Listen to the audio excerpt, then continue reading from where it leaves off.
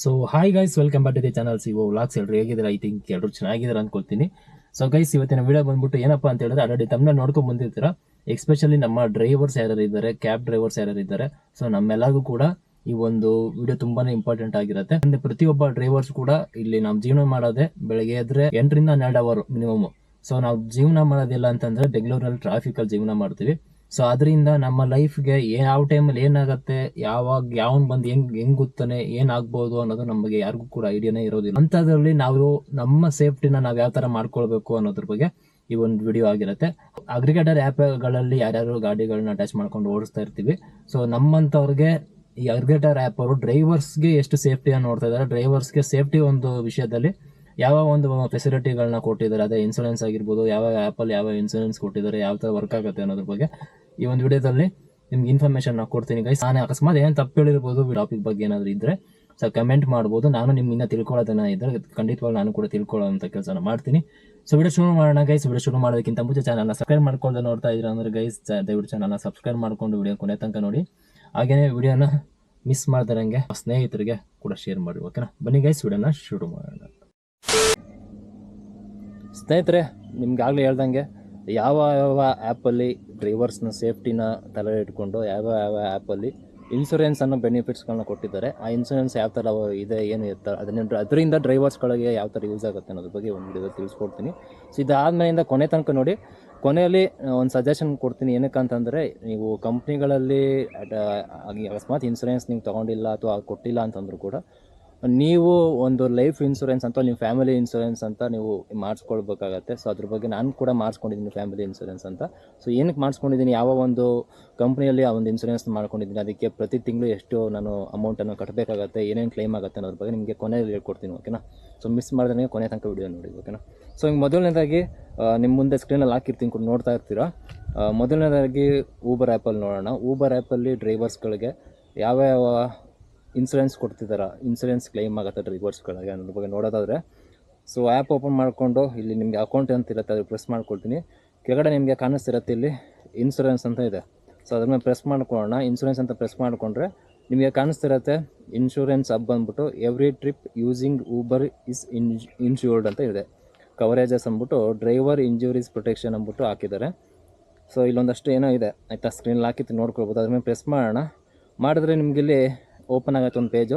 Driver injury protection is provided by IndusInd general insurance company. So ಈ ಒಂದು company through ನಮಗೆ ಇನ್ಶೂರೆನ್ಸ್ನ ಕೊಡ್ತಿದ್ದಾನಂತೆ ಊಬರ್ ಅವನು. ಸೊ ಪಾಲಿಸಿ ಡೀಟೇಲ್ಸ್ ಬಂದ್ಬಿಟ್ಟು ನನ್ನ ಒಂದು ಐ ಡಿಯಲ್ಲಿ ಓಪನ್ ಮಾಡಿರೋದ್ರಿಂದ ನನ್ನ ಹೆಸರಿದೆ. Insurance company IndusInd general insurance company ಅಂತಿರುತ್ತೆ. ಕವರೇಜ್ ಸ್ಟಾರ್ಟ್ ಡೇಟ್ ಅಂತಿರುತ್ತೆ, ಪಾಲಿಸಿ ನಂಬರ್ ಇರುತ್ತೆ. ಕವರೇಜ್ ಡೀಟೇಲ್ಸ್ಗೆ ಬಂದರೆ ಇನ್ನು medical expenses, hospitalization and out patients ಅಂತ ಇದೆ.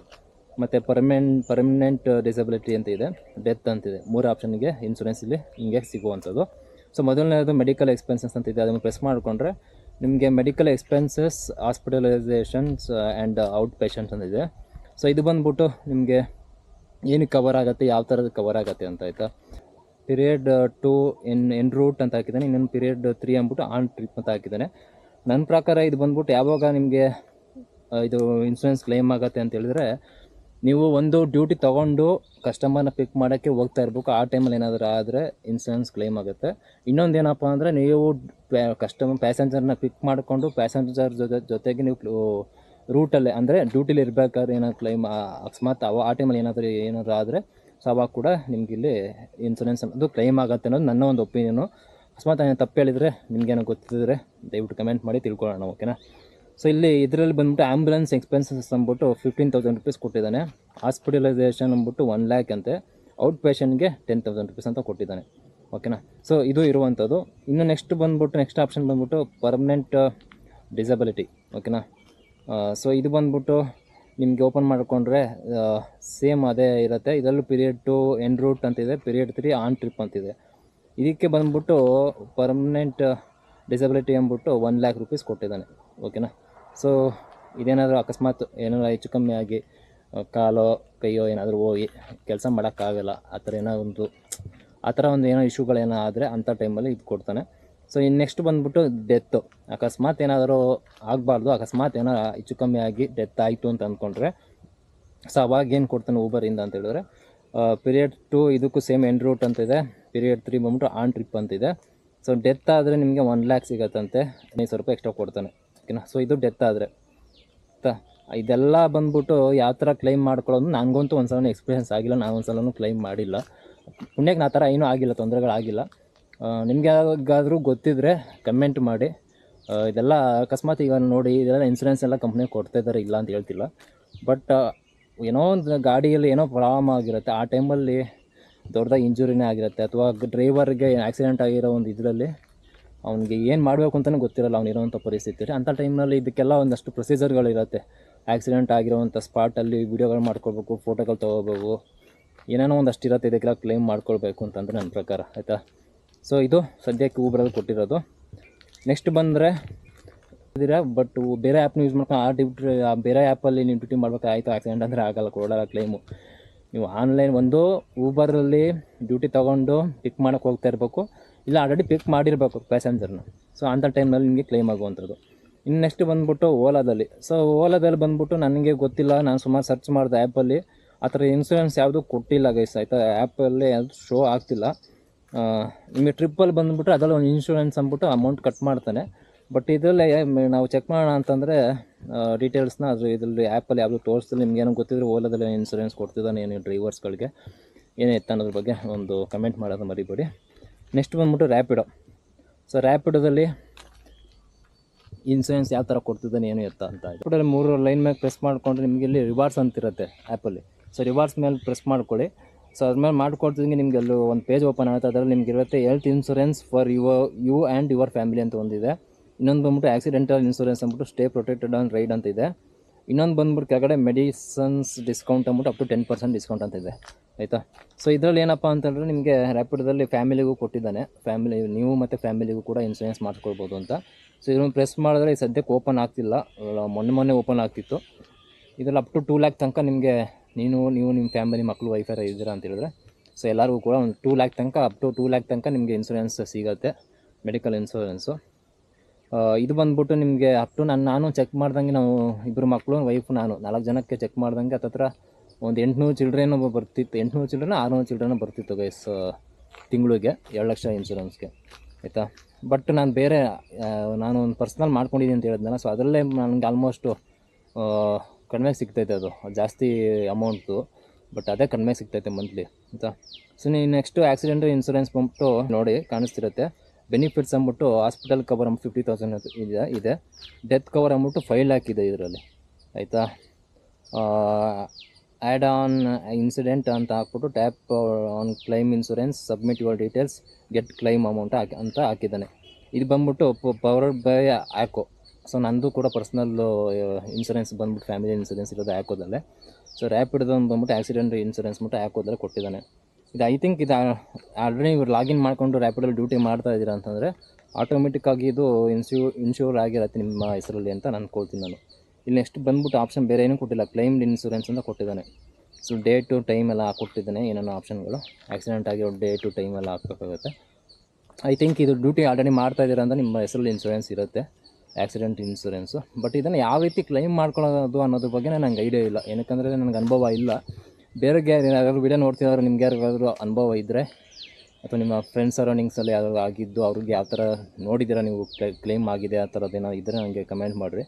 ಹೇಳ್ದಂಗೆ ನಿಮಗೆ ಪರ್ಸ್ನಲ್ ನಾನು ಒಂದು ಮಾಡ್ಕೊಂಡಿದ್ದೀನಿ ಅಂತ ಹೇಳಿದೆ ಲಾಸ್ಟ್ ಒಂದು ಅದ್ರ ಬಗ್ಗೆ ವೀಡಿಯೋ ಮಾಡಿದ್ದೆ. ಏನಕ್ಕೆ ಹೆಲ್ತ್ ಇನ್ಸೂರೆನ್ಸ್ ಮಾಡಿಸ್ಬೇಕು, ಅದು ಬೆಂಗಳೂರಲ್ಲಿ ನಾವು ಇದ್ದೀವಿ, ಅದು ಡ್ರೈವಿಂಗ್ ಕೆಲಸದಲ್ಲಿ ನಾವು ಇದ್ದೀವಿ ಅಂತಂದಮೇಲೆ ಏನಕ್ಕೆ ಮಾಡಿಸ್ಬೇಕು ಅಂತೇಳಿದ್ರೆ ಆಲ್ಮೋಸ್ಟ್ ನೀವು ಕಂಪ್ನಿ ಆ್ಯಪ್ಗಳಲ್ಲಾದರೂ ತೊಗೊಳ್ಳಿ, ಇಲ್ಲ ಪರ್ಸ್ನಲ್ ಆದರೂ ಬೇರೆ ಒಂದು ವಿಚಾರಿಸ್ಬಿಟ್ಟು ನೀವು ಬೇರೆ ಒಂದು ಕಂಪ್ನಿಗಳಲ್ಲಾದರೂ ನೀವು ಆಕ್ಸಿಡೆಂಟ್ ಇನ್ಸೂರೆನ್ಸ್ ಆಗಿರ್ಬೋದು, ಇಲ್ಲ ಫ್ಯಾಮಿಲಿ ಹೆಲ್ತ್ ಇನ್ಸೂರೆನ್ಸ್ ಆಗಿರ್ಬೋದು. ಸೊ ಮಾಡಿಸಿದ್ರೆ ಏನಕ್ಕೆ ಬೆನಿಫಿಟ್ ಅಂತ ಹೇಳಿದ್ರೆ, ಎಸ್ಪೆಷಲಿ ನಾವು ಡ್ರೈವಿಂಗ್ ಫೀಲ್ಡಲ್ಲಿ ಇರೋದ್ರಿಂದ ಯಾವ ಟೈಮಲ್ಲಿ ಏನಾಗುತ್ತೆ ಅಂತ ಹೇಳೋಕ್ಕಾಗಲ್ಲ.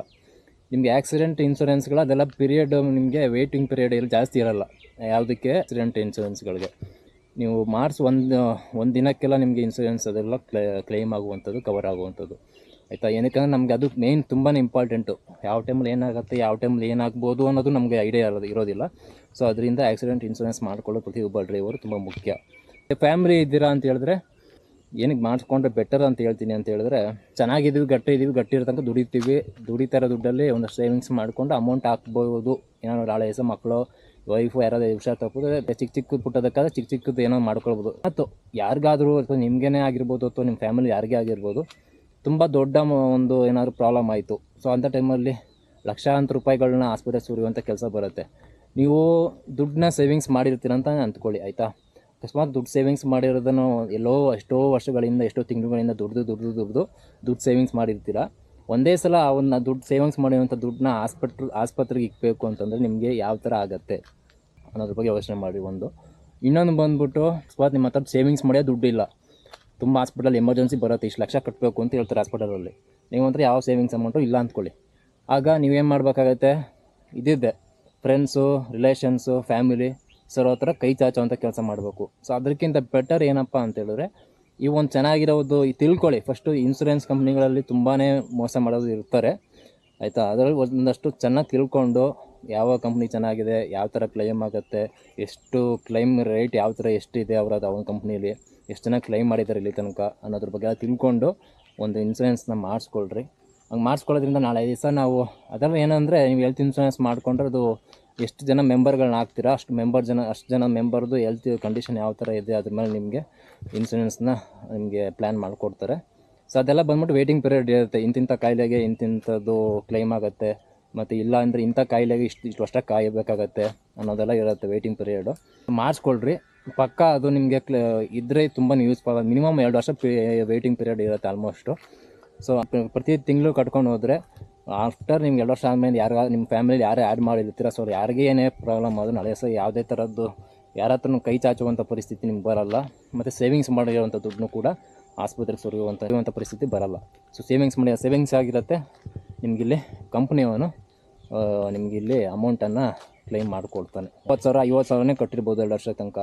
ಆಫ್ಟರ್ ನಿಮಗೆ 2 ವರ್ಷ ಆದಮೇಲೆ ದೊಡ್ಡದಾಗಿ ಒಂದು 4 ಲಕ್ಷ 5 ಲಕ್ಷನೇ ಬರ್ಬೋದು. ಸೊ ಆಗ ನಿಮ್ಗೆ ಕ್ಲೈಮ್ ಮಾಡಲೇಬೇಕು. ನೀವು ಎಷ್ಟೇ 50,000 ಕಟ್ಟಿದ್ರು 2 ವರ್ಷ ಕರೆಕ್ಟಾಗಿ ಕಟ್ಕೊಂಡಿದ್ರು ನಿಮ್ಮದು ಅಮೌಂಟ್ ಬಂದ್ಬಿಟ್ಟು ಆಲ್ಮೋಸ್ಟ್ ಪ್ರೀಮಿಯಮ್ ಅಮೌಂಟ್ ಇದೆಲ್ಲ ಬಂದ್ಬಿಟ್ಟು ನಿಮ್ಗೆ ವರ್ಷಕ್ಕೊಂದ್ಸಲ ಕಟ್ಟೋದು ಇರುತ್ತೆ, ಪ್ರತಿ ತಿಂಗಳು ಕಟ್ಟೋದು ಕೂಡ ಇರುತ್ತೆ, ಆಯಿತಾ. ನೀವು ಒಂದು 50,000 ಕಟ್ಟಿದ್ದೀರಾ ಅಂತಂದರೆ 2 ವರ್ಷಕ್ಕೆ, 2 ವರ್ಷ ಆಫ್ಟರ್ ನಿಮ್ಗೆ ಏನಾದ್ರು ಫ್ಯಾಮಿಲಿ ಏನಾದ್ರು ಒಂದು ಪ್ರಾಬ್ಲಮ್ ಆಯಿತು, ಹಾಸ್ಪಿಟಲ್ಗೆ ಒಂದು 5 ಲಕ್ಷ ರೂಪಾಯಿ ಬಿಲ್ ಆಗಬೇಕಾಗುತ್ತೆ. ಸೊ ಅವಾಗ ನಿಮ್ಗೆ ಕಟ್ಟಿರೋದು ಎಷ್ಟು ಹಾಕಿರ್ತೀರ, 50,000 ರೂಪಾಯಿನೂ ಕಟ್ಟಿರ್ತೀರ ನೀವು 2 ವರ್ಷದಿಂದ. ಬಟ್ 5 ಲಕ್ಷ ರೂಪಾಯಿನೂ ನಿಮಗೆ ಬೇಕು ಯಾರು ಕಂಪ್ನಿಯವನು ಕ್ಲೈಮ್ ಮಾಡಿಕೊಡ್ತಾನೆ. ಇನ್ನೇನು ತುಂಬಾ ಬೆನಿಫಿಟ್ ಇದೆ, ಖಂಡಿತವಾಗ್ಲೂ ಯಾರು ನೆಗ್ಲೆಕ್ಟ್ ಮಾಡೋಕ್ಕೆ ಹೋಗ್ಬೇಡ್ರಿ, ಆಯಿತಾ. ಸೊ ಅದರೂ ಎಸ್ಪೆಷಲಿ ಮಕ್ಕಳು ಯಾರು ಇದ್ದೀರಾ, ಫ್ಯಾಮಿಲಿ ಮ್ಯಾರೇಜ್ ಆಗಿ ಮಕ್ಕಳು ಫ್ಯಾಮಿಲಿ ಎಲ್ಲ ಇದ್ದೀರಾ ಅಂತ ಹೇಳಿದ್ರೆ ದಯವಿಟ್ಟು ನೆಗ್ಲೆಕ್ಟ್ ಮಾಡಲೇಬೇಡ್ರಿ, ಮಾಡಿಸ್ಕೊಡ್ರಿ. ನಾನು ಬಂದ್ಬಿಟ್ಟು ಆ್ಯಕೋದಲ್ಲಿ ಮಾಡಿಸ್ಕೊಂಡಿದ್ದೀನಿ. ಸೊ ಅದು ಬೇಕು ಅಂದರೆ ತೋರಿಸ್ತೀನಿ ಸ್ಕ್ರೀನಲ್ಲಿ ನಿಮಗೆ. ನನಗೆ ಬಂದ್ಬಿಟ್ಟು 1 ಕೋಟಿ ಅಮೌಂಟ್ ಇನ್ಶೂರೆನ್ಸ್ದು ಅಮೌಂಟ್ ಕ್ಲೈಮ್ ಆಗೋ ಥರ ಮಾಡ್ಕೊಂಡಿದ್ದೀನಿ. 4 ಜನಕ್ಕೆ, 2 ಮಕ್ಕಳು, ವೈಫು, ನಾನು. ಸೊ ಅದ್ರದ್ದು ನಿಮಗೆ ಡೀಟೇಲ್ಸ್ ಬೇಕು, ಪಾಲಿಸೀಸ್ಗೆ ಹೋಗ್ತೀನಿ, ನಿಮಗೆ ಕಾಣಿಸ್ತಿರುತ್ತೆ. ರ್ಯಾಪಿಡೋದು ನೋಡಿ ಆಲ್ ಹೇಳಿದ್ನಲ್ಲ ಆಕ್ಸಿಡೆಂಟ್ ಇನ್ಸೂರೆನ್ಸ್ ಅಂದ್ಬಿಟ್ಟು ನೋಡಿ, ರ್ಯಾಪಿಡೋ ರೈಡ್ಸ್ ಅಂದ್ಬಿಟ್ಟು 2 ಪಾಲಿಸೀಸ್ ಅಂತ ಆಲ್ರೆಡಿ ತೋರಿಸ್ಬಿಡುತ್ತೆ ನಿಮಗೆ, ಯಾವ ರೈಡ್ಗೆ ನಿಮಗೆ ಪಾಲಿಸೀಸ್ ಇರುತ್ತೆ ಅಂತ. ಪ್ರತಿ ರೈಡ್ಗೂ ಕೂಡ ಇಲ್ಲಿ ಶೋ ಆಗುತ್ತೆ ನಿಮಗೆ, ಆಯಿತಾ. ಇನ್ಸೂರೆನ್ಸು ಇಲ್ಲಿ ಆ್ಯಕೋ ಪ್ಲಾಟಿನಮ್ ಲೈಟ್ ಅಂತ ಇದೆ ಗೊತ್ತಾ, 4 ಮೆಂಬರ್ಸ್ ಅಂತ ಇದೆ ನೋಡಿ. ಇದು ಬಂದ್ಬಿಟ್ಟು ನೋಡಿ ಸಮ್ ಇನ್ಶೂರ್ಡ್ ಬಂದ್ಬಿಟ್ಟು 1 crore rupees, ಆಯಿತಾ, 4 ಜನಕ್ಕೆ. ಸೊ ನಂದು, ವೈಫ್ದು, 2 ಮಕ್ಕಳದು ಎಲ್ಲ ಹಾಕಿದ್ದೀನಿ. ಸೊ ಇದು ಬಂದ್ಬಿಟ್ಟು ಆಲ್ಮೋಸ್ಟ್ ಇದಕ್ಕೂ ವೇಟಿಂಗ್ ಪೀರಿಯಡ್ 2 years ತನಕ ಇದೆ. ಏನು ಮಾಡೋಕ್ಕಾಗಲ್ಲ, 2 ವರ್ಷ ತನಕ ಕಷ್ಟಪಡ್ತೀವಿ, ನಮ್ಮದೆಲ್ಲ ಅಂತದ್ದು ಸೇವಿಂಗ್ಸ್ ಅದರ ಅಮೌಂಟ್ನ ಕಟ್ಕೊಂಡು ಹೋಗಿದ್ರೆ ನಾಳೆ ದಿವಸ ನಮಗೆ ಅದು ಎಲ್ಪ್ ಆಗುತ್ತೆ. ಇದನ್ನು ಹೇಳ್ಬೇಕಿತ್ತು ಗೈಸ್. ಸೊ ನಿಮಗೆ ಬೇಕು ಅಂತೇಳಿ ತುಂಬಾ ಕಂಪ್ನಿಗಳಿದ್ದಾವೆ, ತುಂಬಾ ಕಂಪ್ನಿಗಳಿದ್ದಾವೆ. ಬಟ್ ನೀವು ಅಪ್ಲೈ ಮಾಡೋಕ್ಕೆ ಹೋಗ್ಬಿಡಿ ಫೋನಲ್ಲಿ ನೋಡಿಕೊಂಡು. ಸೊ 4 ಜನ ವಿಚಾರಿಸಿ, ಆ ಕಂಪ್ನಿಯವರೇ ಬರ್ತಾರೆ ಮನೆ ಹತ್ರ ಬೇಕು ಅಂದರೆ, ಇಲ್ಲ ಅವ್ರ ಆಫೀಸ್ಗಳಿದ್ರೆ ಆಫೀಸ್ಗೆ ಹೋಗಿ ಎಲ್ಲ ಡೀಟೇಲ್ಸ್ ತಿಳ್ಕೊಳ್ಳಿ. ಯಾವ ಥರ ಕ್ಲೈಮ್ ಆಗುತ್ತೆ, ಯಾವ ಥರ ಅದು ನಾಳೆ ದಿವಸ ನಿಮ್ಗೆ ಯೂಸ್ಫುಲ್ ಆಗುತ್ತೆ, ಕ್ಲೈಮ್ ಆಗೋಕ್ಕೆ ಎಷ್ಟು ದಿನ ಆಗುತ್ತೆ, ಮತ್ತು ಒಂದೊಂದು ನಮ್ಮ ಇದರಲ್ಲಿ ಇಷ್ಟು % ಅಮೌಂಟ್ ನೀವು ಕಟ್ಟಬೇಕು, ಮಿಕ್ಕಿದ ಮಾತ್ರ ಕ್ಲೈಮ್ ಮಾಡ್ತೀವಿ ಅಂತಾರೆ. ಒಂದೊಂದು ಕಡೆ ಬಂದ್ಬಿಟ್ಟು 100% ಕ್ಲೈಮ್ ಆಗೋವಂಥದ್ದು ಇರುತ್ತೆ. ನಂದು ಬಂದ್ಬಿಟ್ಟು 100%, 1 ರೂಪಾಯಿನೂ ನಾವು ಅಮೌಂಟ್ನ ಪೇ ಮಾಡೋ ಥರ ಇರೋಲ್ಲ ನಾಳೆ ದಿವಸ ಏನು ಇನ್ಸೂರೆನ್ಸ್ ಕ್ಲೈಮ್ ಆಗೋವಂಥ ಟೈಮ್ನಲ್ಲಿ. 100% ಬಂದ್ಬಿಟ್ಟು ಕಂಪ್ನಿಯವನ್ನೇ ನಮ್ಮದನ್ನು ನೋಡ್ಕೊಳ್ಬೇಕಾಗತ್ತೆ. ಸೊ ಇದಿರುವಂಥದ್ದು ಗೈಸ್. ವಿಡಿಯೋ ಏನು ಅನ್ನಿಸ್ತು ನಾನು ಕಮೆಂಟ್ ಮಾಡೋದು ಮರಿಬೇಡಿ. ಸೊ ಇದನ್ನು ಸ್ವಲ್ಪ ಜನಕ್ಕೆ ತಿಳಿಸ್ಬೇಕಿತ್ತು, ಯೂಸ್ಫುಲ್ ಆಗುತ್ತೆ ಅಂತ ಅನ್ನಿಸ್ತು. ಸೊ ಅದಕ್ಕೋಸ್ಕರ ಈ ಒಂದು ವಿಡಿಯೋನ ಮಾಡಿದ್ದೀನಿ. ಮತ್ತೆ ಸಿಗುವ ಗೈಸ್, ಟೇಕ್ ಕೇರ್, ಸಿ ಯಾ, ಬಾಯ್ ಬಾಯ್.